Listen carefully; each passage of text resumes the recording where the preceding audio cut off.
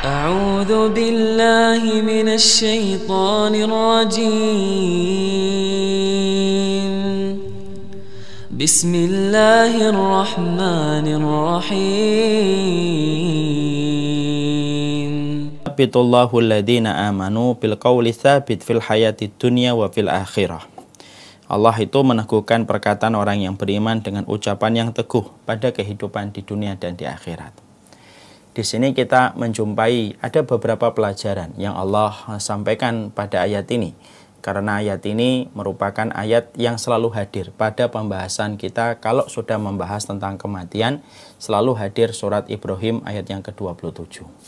Karena pentingnya masalah ayat ini yang selalu hadir pada pembahasan tentang kematian, tentunya ada beberapa poin yang kita harus mengerti, ada beberapa poin yang kita harus pahami dengan benar, supaya betul-betul kita mampu mentadaburi ayat ini dan melahirkan sebuah pencerahan dalam kehidupan iman kita. Yang pertama, bahwasanya Allah itu mensifati dirinya dengan sebuah perbuatan, bahwasanya Allah itu meneguhkan orang yang beriman. Berarti salah satu di antara perkara yang Allah lakukan di dalam sifatnya yang sempurna, Allah itu bukan hanya mengabulkan doa, tetapi Allah itu meneguhkan orang-orang yang beriman. Berarti disinilah kita akhirnya mengetahui kenapa banyak orang solih ujiannya mereka itu berat. Kenapa banyak orang yang taat, musibah yang mereka hadapi itu sulit. Tetapi kenapa orang-orang yang solih, orang-orang yang beriman ketika menghadapi ujian dan musibah yang berat, selalu mereka mampu menyelesaikan ujian itu walaupun sangat berat mereka hadapi. Ternyata kita menjumpai dan kita mendapati pada ayat ini karena Allah itu meneguhkan orang yang beriman. Makanya kita kemudian kita merenung, kalau Allah sudah meneguhkan orang yang beriman, siapa yang mampu untuk mengalahkan dan siapa yang mampu untuk meruntuhkan dan merontokkan hatinya orang yang beriman ketika sudah diteguhkan oleh Allah Subhanahu wa taala. Makanya kehidupan kita kalau kita renungkan berarti kita ini sudah diteguhkan oleh Allah ataukah tidak. Karena apa? Karena Allah sudah memberikan sifat, pada sifatnya yang sempurna bahwasanya Allah itu salah satu sifatnya adalah meneguhkan orang yang beriman dalam berbagai macam ujian, dalam berbagai macam musibah, dalam berbagai macam rintangan yang dia hadapi di dalam kehidupan.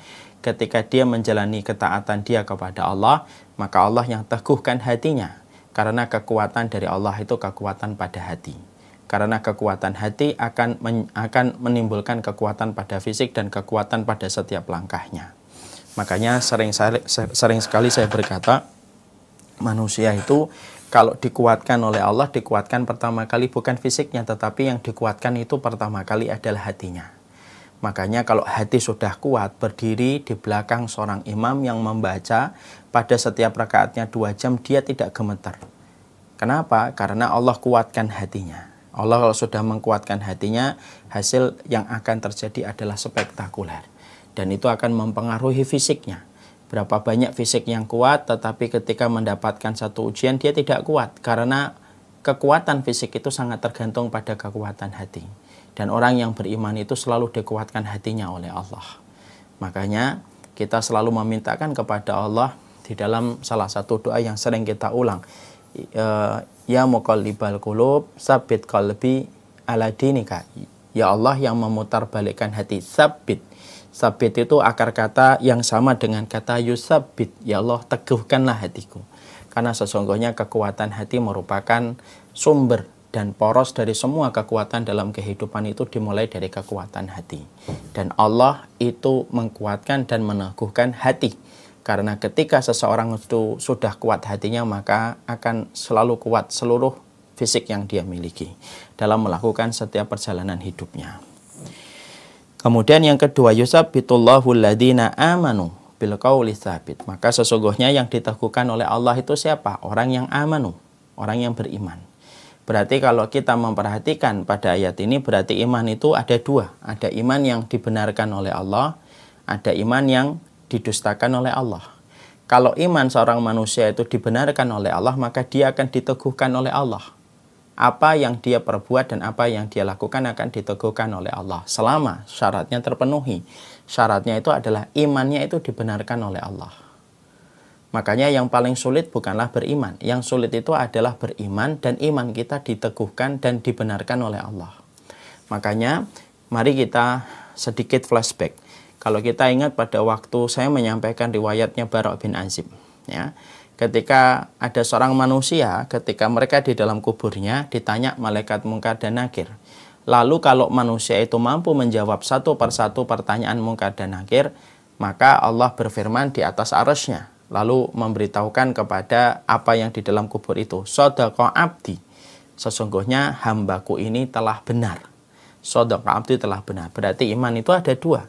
Ada iman yang dibenarkan oleh Allah, ada iman yang didustakan oleh Allah.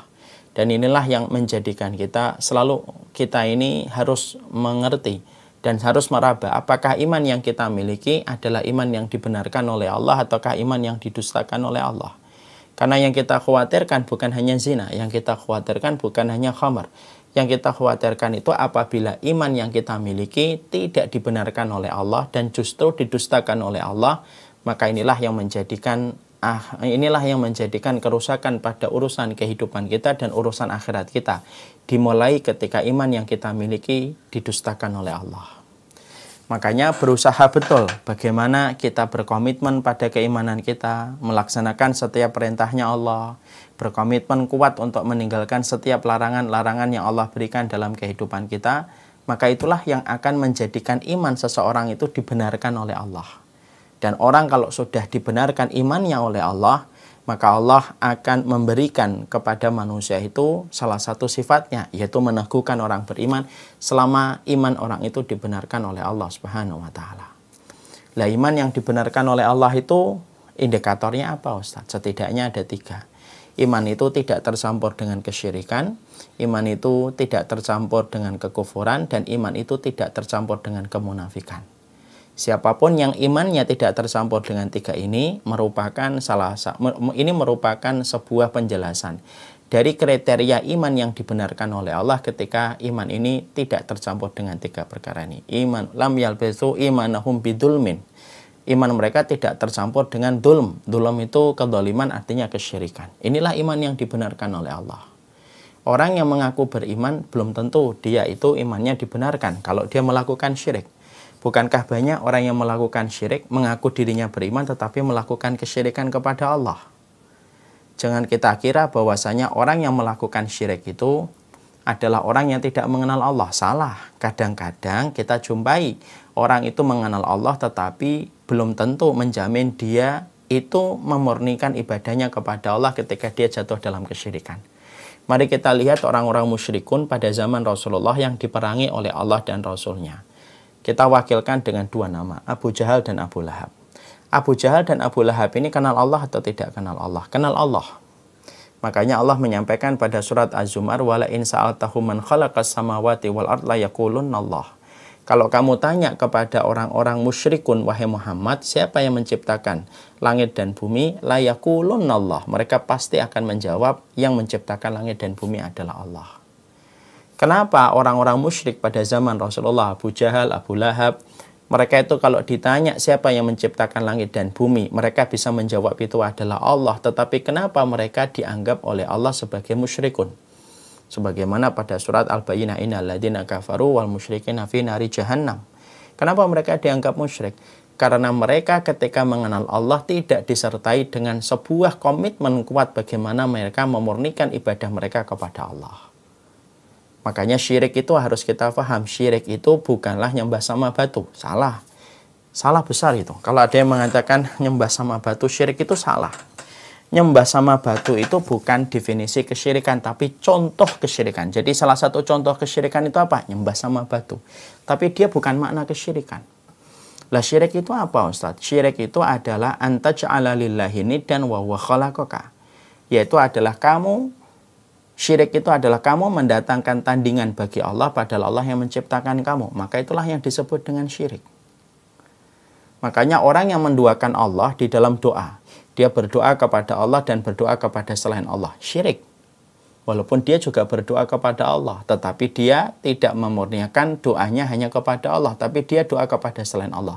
Inilah yang disebut dengan kesyirikan ketika mendatangkan selingkuhan pada hatinya, pada keimanannya. Selain dari Allah, dia mengimani bahwasanya ada yang lain yang bisa mendatangkan manfaat dan mudarat selain Allah. Syirik dalam masalah taat. Dia taat kepada Allah sama dengan taatnya kepada makhluk. Bahkan taatnya kepada makhluk bisa jadi lebih besar daripada taatnya kepada Allah. Syirik dalam taat.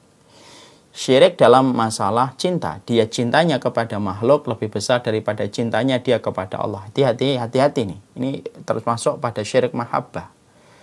Ada yang keempat yaitu syirik dalam niat. Niatnya dalam kehidupan ini bukan untuk Allah, tapi hanya untuk meraih dunia, meraih materi terus-menerus.